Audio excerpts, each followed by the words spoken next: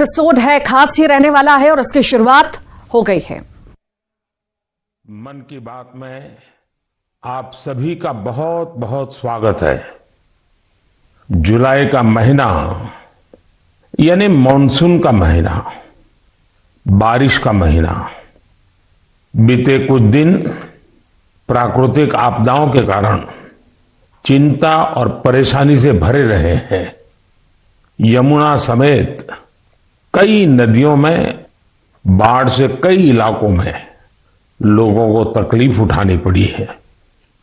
पहाड़ी इलाकों में भूस्खलन की घटनाएं भी हुई हैं। इसी दौरान देश के पश्चिमी हिस्से में कुछ समय पूर्व गुजरात के इलाकों में बिपरजॉय साइक्लोन भी आया। लेकिन साथियों, इन आपदाओं के बीच हम सब देशवासियों ने फिर दिखाया है कि सामूहिक प्रयास की ताकत क्या होती है। स्थानीय लोगों ने, हमारे एनडीआरएफ के जवानों ने, स्थानीय प्रशासन के लोगों ने दिन रात लगाकर ऐसी आपदाओं का मुकाबला किया है। किसी भी आपदा से निपटने में हमारे सामर्थ्य और संसाधनों की भूमिका बड़ी होती है, लेकिन इसके साथ ही हमारी संवेदनशीलता और एक दूसरे का हाथ थामने की भावना उतनी ही अहम होती है। सर्वजन हिताय की यही भावना भारत की पहचान भी है और भारत की ताकत भी है। साथियों, बारिश का यही समय वृक्षारोपण और जल संरक्षण के लिए भी उतना ही जरूरी होता है। आजादी के अमृत महोत्सव के दौरान बने 60,000 से ज्यादा अमृत सरोवरों में भी रौनक बढ़ गई है। अभी 50,000 से ज्यादा अमृत सरोवरों को बनाने का काम चल भी रहा है। हमारे देशवासी पूरी जागरूकता और जिम्मेदारी के साथ जल संरक्षण के लिए नए नए प्रयास कर रहे हैं। आपको याद होगा, कुछ समय पहले मैं एमपी के शहडोल गया था। वहां मेरी मुलाकात पकरिया गांव के आदिवासी भाई बहनों से हुई थी। वहीं पर मेरी उनसे प्रकृति और पानी को बचाने के लिए भी चर्चा हुई थी। अभी मुझे पता चला है कि पकरिया गांव के आदिवासी भाई बहनों ने इसे लेकर काम भी शुरू कर दिया है। यहां प्रशासन की मदद से लोगों ने करीब 100 कुओं को वाटर रिचार्ज सिस्टम में बदल दिया है। बारिश का पानी अब इन कुओं में जाता है और कुओं से ये पानी जमीन के अंदर चला जाता है। इससे इलाके में भू जलस्तर भी धीरे धीरे सुधरेगा। अब सभी गांव वालों ने पूरे क्षेत्र के करीब करीब 800 कुएं को रिचार्ज के लिए उपयोग में लाने का लक्ष्य बनाया है। ऐसी ही एक उत्साहवर्धक खबर यूपी से आई है। कुछ दिन पहले उत्तर प्रदेश में एक दिन में 30 करोड़ पेड़ लगाने का रिकॉर्ड बनाया गया है। इस अभियान की शुरुआत राज्य सरकार ने की, उसे पूरा वहां के लोगों ने किया।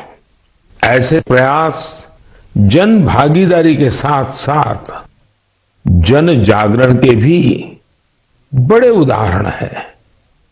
मैं चाहूंगा कि हम सब भी पेड़ लगाने और पानी बचाने के इन प्रयासों का हिस्सा बने। मेरे प्यारे देशवासियों, इस समय सावन का पवित्र महीना चल रहा है। सदाशिव महादेव की साधना आराधना के साथ ही सावन हरियाली और खुशियों से जुड़ा होता है। इसलिए सावन का आध्यात्मिक के साथ ही सांस्कृतिक दृष्टिकोण से भी बहुत महत्व रहा है। सावन के झूले, सावन की मेहंदी, सावन के उत्सव, यानी सावन का मतलब ही आनंद और उल्लास होता है। साथियों, हमारी इस आस्था और इन परंपराओं का एक पक्ष और भी है। हमारे ये पर्व और परंपराएं हमें गतिशील बनाते हैं। सावन में शिव आराधना के लिए कितने ही भक्त कांवड़ यात्रा पर निकलते हैं। सावन की वजह से इन दिनों 12 ज्योतिर्लिंगों में भी खूब श्रद्धालु पहुंच रहे हैं। आपको ये जानकर भी अच्छा लगेगा कि बनारस पहुंचने वाले लोगों की संख्या भी रिकॉर्ड तोड़ रही है। अब काशी में हर साल 10 करोड़ से भी ज्यादा पर्यटक पहुंच रहे हैं। अयोध्या, मथुरा, उज्जैन जैसे तीर्थों पर आने वाले श्रद्धालुओं की संख्या भी तेजी से बढ़ रही है। इससे लाखों गरीबों को रोजगार मिल रहा है, उनका जीवन यापन हो रहा है। ये सब हमारे सांस्कृतिक जन जागरण का परिणाम है।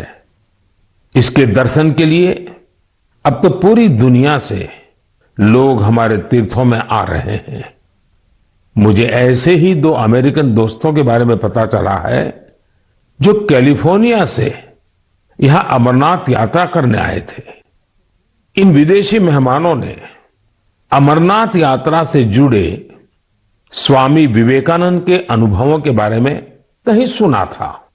उससे उन्हें इतनी प्रेरणा मिली कि खुद भी अमरनाथ यात्रा करने आ गए। ये इसे भगवान भोलेनाथ का आशीर्वाद मानते हैं। यही भारत की खासियत है कि सबको अपनाता है, सबको कुछ न कुछ देता है। ऐसी ही एक फ्रेंच मुल्क की महिला है शार्लोट शोपा। बीते दिनों जब मैं फ्रांस गया था तो इनसे मेरी मुलाकात हुई थी। शार्लोट शोपा एक योगा प्रैक्टिशनर है, योगा टीचर है और उनकी उम्र 100 साल से भी ज्यादा है। वो सेंचुरी पार कर चुकी है। वो पिछले 40 साल से योग प्रैक्टिस कर रही हैं। वो अपने स्वास्थ्य और 100 साल की इस आयु का श्रेय योग को ही देती है। वो दुनिया में भारत के योग विज्ञान और इसकी ताकत का एक प्रमुख चेहरा बन गई है। इनसे हर किसी को सीखना चाहिए। हम न केवल अपनी विरासत को अंगीकार करें बल्कि उसे जिम्मेदारी के साथ विश्व के सामने प्रस्तुत भी करें।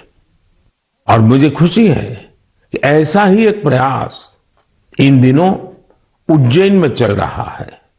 यहां देश भर के 18 चित्रकार पुराणों पर आधारित आकर्षक चित्रकथाएं बना रहे हैं। ये चित्र बूंदी शैली, नाथद्वारा शैली, पहाड़ी शैली और अपभ्रंश शैली जैसी कई विशिष्ट शैलियों में बनेंगे। इन्हें उज्जैन के त्रिवेणी संग्रहालय में प्रदर्शित किया जाएगा। यानी कुछ समय बाद जब आप उज्जैन जाएंगे तो महाकाल महालोक के साथ साथ एक और दिव्य स्थान के आप दर्शन कर सकेंगे। साथियों, उज्जैन में बन रही इन पेंटिंग्स की बात करते हुए मुझे एक और अनोखी पेंटिंग की याद आ गई है। ये पेंटिंग राजकोट के एक आर्टिस्ट प्रभात सिंह मोड़भाई बरहाट जी ने बनाई थी। ये पेंटिंग छत्रपति वीर शिवाजी महाराज के जीवन के एक प्रसंग पर आधारित थी। आर्टिस्ट प्रभात भाई ने दर्शाया था कि छत्रपति शिवाजी महाराज राज्याभिषेक के बाद अपनी कुलदेवी तुलजा माता के दर्शन करने जा रहे थे तो उस समय क्या माहौल था। अपनी परंपराओं, अपनी धरोहरों को जीवंत रखने के लिए हमें उन्हें सहेजना होता है, उन्हें जीना होता है, उन्हें अगली पीढ़ी को सिखाना होता है। मुझे खुशी है कि आज इस दिशा में अनेकों प्रयास हो रहे हैं। मेरे प्यारे देशवासियों, कई बार जब हम इकोलॉजी, फ्लोरा, फोना, बायोडायवर्सिटी, जैसे शब्द सुनते हैं तो कुछ लोगों को लगता है कि ये तो स्पेशलाइज सब्जेक्ट है, इनसे जुड़े एक्सपर्ट के विषय हैं, लेकिन ऐसा नहीं है। अगर हम वाकई प्रकृति प्रेम करते हैं तो हम अपने छोटे छोटे प्रयासों से भी बहुत कुछ कर सकते हैं।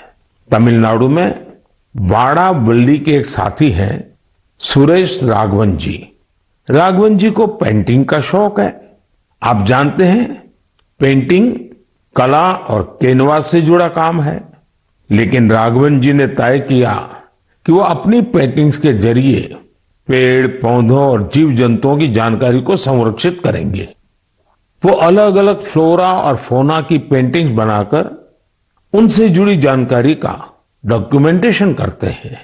वो अब तक दर्जनों ऐसी चिड़ियाओं की, पशुओं की, ऑर्चिड्स की पेंटिंग्स बना चुके हैं जो विलुप्त होने की कगार पर है। कला के जरिए प्रकृति की सेवा करने का ये उदाहरण वाकई अद्भुत है। मेरे प्यारे देशवासियों, आज मैं आपको एक और दिलचस्प बात भी बताना चाहता हूं। कुछ दिन पहले सोशल मीडिया पर एक अद्भुत क्रेज दिखा। अमेरिका ने हमें 100 से ज्यादा दुर्लभ और प्राचीन कलाकृतियां वापस लौटाई है। इस खबर के सामने आने के बाद सोशल मीडिया पर इन कलाकृतियों को लेकर खूब चर्चा हुई। युवाओं में अपनी विरासत के प्रति गर्व का भाव दिखा। भारत लौटी ये कलाकृतियां 2500 साल से लेकर 250 साल तक पुरानी हैं। आपको यह भी जानकर खुशी होगी कि इन दुर्लभ चीजों का नाता देश के अलग अलग क्षेत्रों से है। ये टेराकोटा, स्टोन, मेटल और लकड़ी के इस्तेमाल से बनाई गई है। इनमें से कुछ तो ऐसी हैं जो आपको आश्चर्य से भर देगी। आप इन्हें देखेंगे तो देखते ही रह जाएंगे। इनमें 11वीं शताब्दी का एक खूबसूरत सैंडस्टोन स्कल्पचर भी आपको देखने को मिलेगा। ये नृत्य करती हुई एक अप्सरा की कलाकृति है जिसका नाता मध्य प्रदेश से है। चोल युग की कई मूर्तियां भी इनमें शामिल है। देवी और भगवान मुरुगन की प्रतिमाएं तो 12वीं शताब्दी की है और तमिलनाडु की वैभवशाली संस्कृति से जुड़ी है। भगवान गणेश की करीब 1000 वर्ष पुरानी कांसे की प्रतिमा भी भारत को लौटाई गई है। ललितासन में बैठे उमा महेश्वर की एक मूर्ति 11वीं शताब्दी की बताई जाती है, जिसमें वे दोनों नंदी पर आसीन है। पत्थरों से बनी जैन तीर्थंकरों की 2 मूर्तियां भी भारत वापिस आई है। भगवान सूर्यदेव की 2 प्रतिमाएं भी आपका मन मोह लेंगी। इनमें से एक सैंडस्टोन से बनी है। वापस लौटाई गई चीजों में लकड़ी से बना एक पैनल भी है जो समुद्र मंथन की कथा को सामने लाता है। 16वीं 17वीं सदी के इस पैनल का जुड़ाव दक्षिण भारत से है। साथियों, यहां मैंने तो बहुत कभी नाम लिए हैं, जबकि देखे तो ये लिस्ट बहुत लंबी है।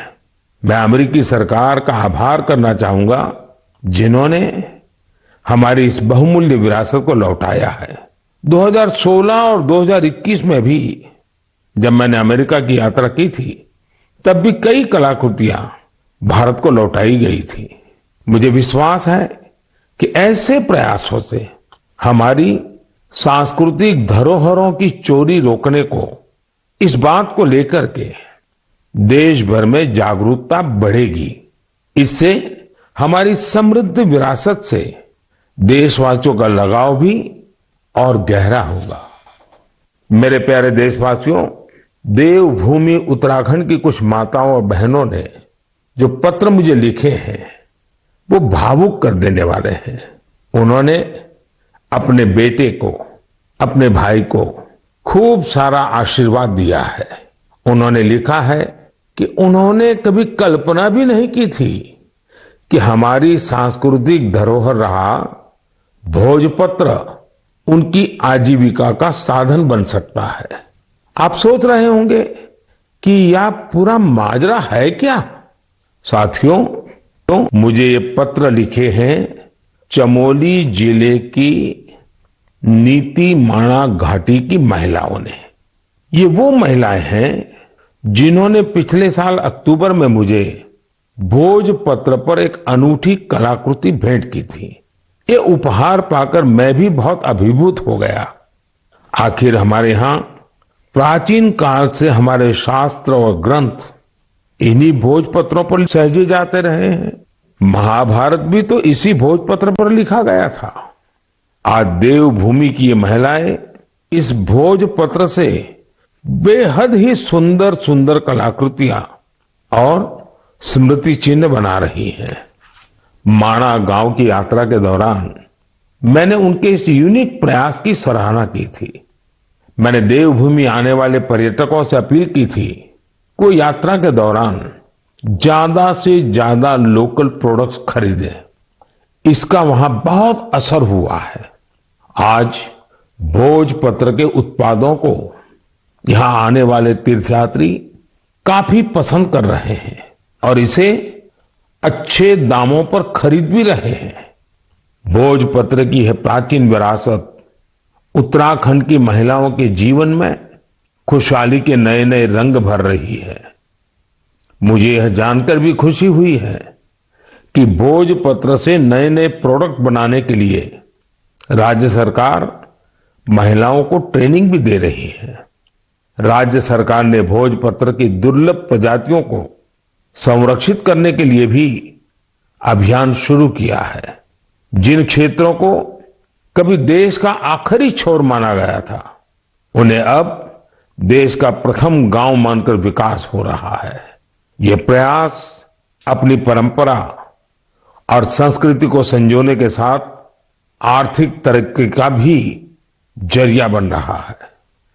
मेरे प्यारे देशवासियों, मन की बात में मुझसे इस बार काफी संख्या में ऐसे पत्र भी मिले हैं जो मन को बहुत ही संतोष देते हैं। ये चिट्ठी उन मुस्लिम महिलाओं ने लिखी है जो हाल ही में हज यात्रा करके आई है। उनकी ये यात्रा कई मायनों में बहुत खास है। ये वो महिलाएं हैं जिन्होंने हज की यात्रा बिना किसी पुरुष सहयोगी या महरम के बिना पूरी की है और ये संख्या 150 नहीं बल्कि 4000 से ज्यादा है। यह एक बड़ा बदलाव है। पहले मुस्लिम महिलाओं को बिना महरम हज करने की इजाजत नहीं थी।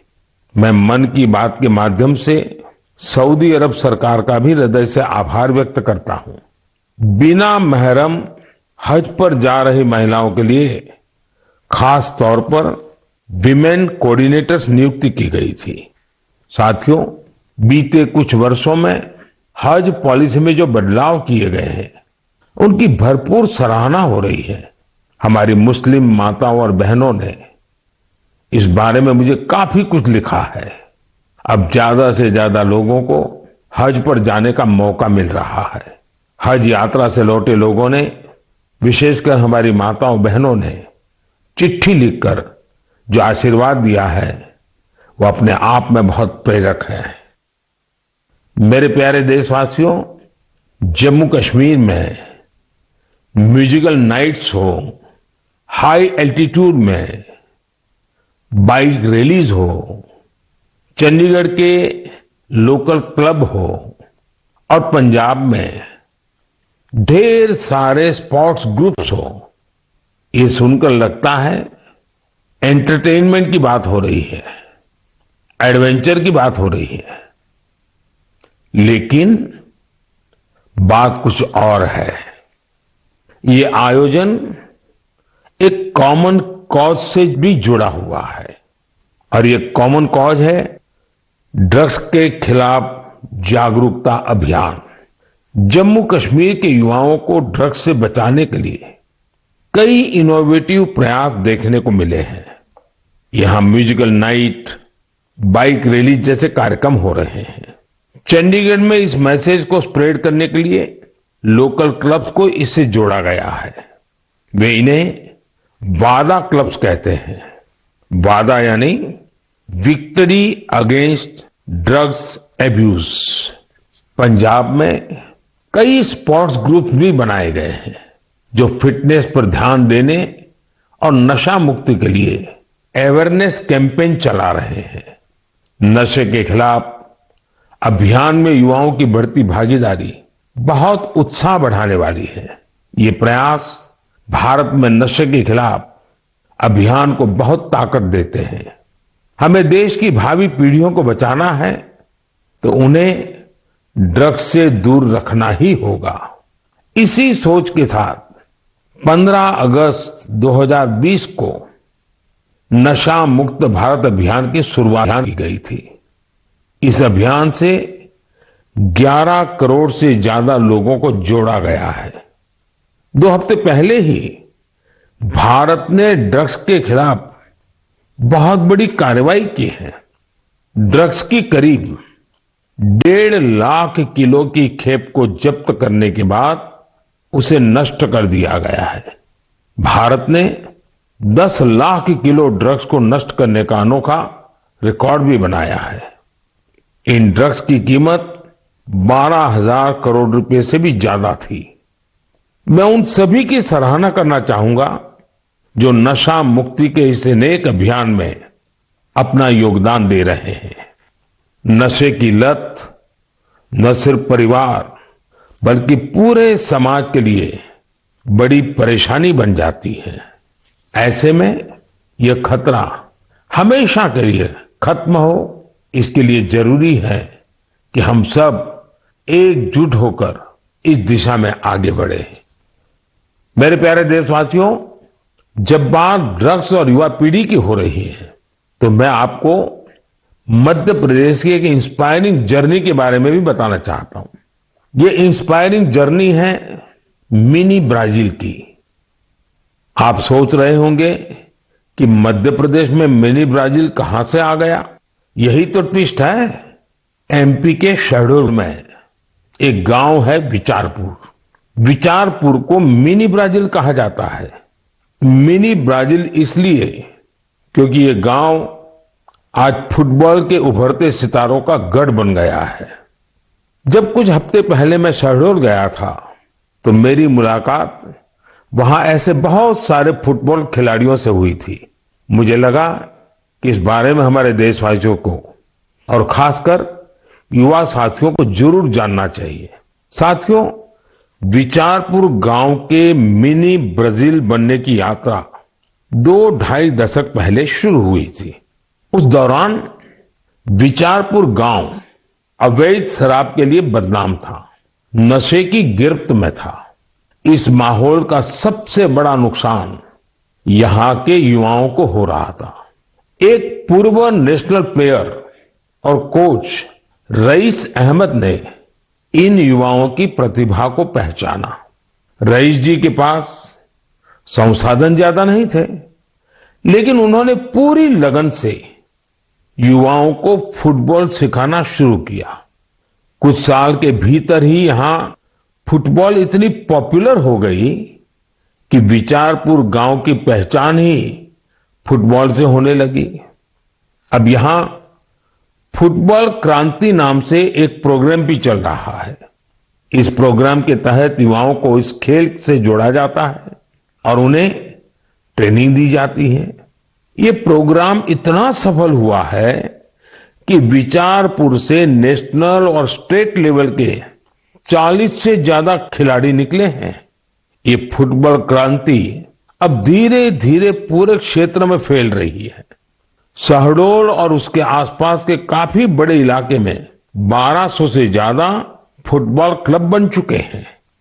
यहां से बड़ी संख्या में ऐसे खिलाड़ी निकल रहे हैं जो नेशनल लेवल पर खेल रहे हैं। फुटबॉल के कई बड़े पूर्व खिलाड़ी और कोच आज यहां युवाओं को ट्रेनिंग दे रहे हैं। आप सोचिए, एक आदिवासी इलाका जो अवैध शराब के लिए जाना जाता था, नशे के लिए बदनाम था, वो अब देश की फुटबॉल नर्सरी बन गया है। इसलिए तो कहते हैं जहां चाह वहां राह। हमारे देश में प्रतिभाओं की कमी नहीं है। जरूरत है तो उन्हें तलाशने की और तराशने की। इसके बाद यही युवा देश का नाम रोशन भी करते हैं और देश के विकास को दिशा भी देते हैं। मेरे प्यारे देशवासियों, आजादी के 75 साल पूरे होने के अवसर पर हम सभी पूरे उत्साह से अमृत महोत्सव मना रहे हैं। अमृत महोत्सव के दौरान देश में करीब करीब 2 लाख कार्यक्रमों का आयोजन किया गया है। ये कार्यक्रम एक से बढ़कर एक रंगों से सजे थे, विविधता से भरे थे। इन आयोजनों की एक खूबसूरती ये भी रही कि इनमें रिकॉर्ड संख्या में युवाओं ने हिस्सा लिया। इस दौरान हमारे युवाओं को देश की महान विभूतियों के बारे में बहुत कुछ जानने को मिला। पहले कुछ महीनों की बात करें तो जन भागीदारी से जुड़े कई दिलचस्प कार्यक्रम देखने को मिले। ऐसा ही एक कार्यक्रम था दिव्यांग लेखकों के लिए राइटर मीट का आयोजन। इसमें रिकॉर्ड संख्या में लोगों की सहभागिता देखी गई। वहीं आंध्र प्रदेश के तिरुपति में राष्ट्रीय संस्कृत सम्मेलन का आयोजन हुआ। हम सभी जानते हैं कि हमारे इतिहास में किलों का, फोर्ट्स का कितना महत्व रहा है। इसी को दर्शाने वाली एक कैंपेन किले और कहानियां यानी फोर्ट से जुड़ी कहानियां भी लोगों को खूब पसंद आई। साथियों, आज जब देश में चारों तरफ अमृत महोत्सव की गूंज है, 15 अगस्त पास ही है, तो देश में एक और बड़े अभियान की शुरुआत होने जा रही है। शहीद वीर वीरांगनाओं को सम्मान देने के लिए मेरी माटी मेरा देश अभियान शुरू होगा। इसके तहत देश भर में हमारे अमर बलिदानियों की स्मृति में अनेक कार्यक्रम आयोजित होंगे। इन विभूतियों की स्मृति में देश की लाखों ग्राम पंचायतों में विशेष शिलालेख भी स्थापित किए जाएंगे। इस अभियान के तहत देश भर में अमृत कलश यात्रा भी निकाली जाएगी। देश के गांव-गांव से, कोने-कोने से 7500 कलशों में मिट्टी लेकर ये अमृत कलश यात्रा देश की राजधानी दिल्ली पहुंचेगी। ये यात्रा अपने साथ देश के अलग अलग हिस्सों से पौधे लेकर भी आएगी। 7500 कलश में आई माटी और पौधों से मिलाकर फिर नेशनल वॉर मेमोरियल के समीप अमृत वाटिका का निर्माण किया जाएगा। यह अमृत वाटिका एक भारत श्रेष्ठ भारत का भी बहुत ही भव्य प्रतीक बनेगी। मैंने पिछले साल लाल किले से अगले 25 वर्षों के अमृतकाल के लिए पंच प्राण की बात की थी। मेरी माटी मेरा देश अभियान में हिस्सा लेकर हम इन पंच प्राणों को पूरा करने की शपथ भी लेंगे। आप सभी देश की पवित्र मिट्टी को हाथ में लेकर शपथ लेते हुए अपनी सेल्फी को yuva.gov.in पर जरूर अपलोड करें। पिछले वर्ष स्वतंत्रता दिवस के अवसर पर हर घर तिरंगा अभियान के लिए जैसा पूरा देश एक साथ आया था, वैसे ही हमें इस बार भी फिर से हर घर तिरंगा फहराना है और इस परंपरा को लगातार आगे बढ़ाना है। इन प्रयासों से हमें अपने कर्तव्यों का बोध होगा, देश की आजादी के लिए दिए गए असंख्य बलिदानों का बोध होगा, आजादी के मूल्य का एहसास होगा। इसलिए हर देशवासी को इन प्रयासों से जरूर जुड़ना चाहिए। मेरे प्यारे देशवासियों, मन की बात में आज बस इतना ही। अब कुछ ही दिनों में हम 15 अगस्त आजादी का ये महान पर्व का हिस्सा बनेंगे। देश की आजादी के लिए मर मिटने वालों को हमेशा याद रखना है। हमें उनके सपनों को सच करने के लिए दिन रात मेहनत करनी है और मन की बात देशवासियों की इसी मेहनत को, उनके सामूहिक प्रयासों को सामने लाने का ही एक माध्यम है। अगली बार कुछ नए विषयों के साथ आपसे मुलाकात होगी। बहुत बहुत धन्यवाद। नमस्कार।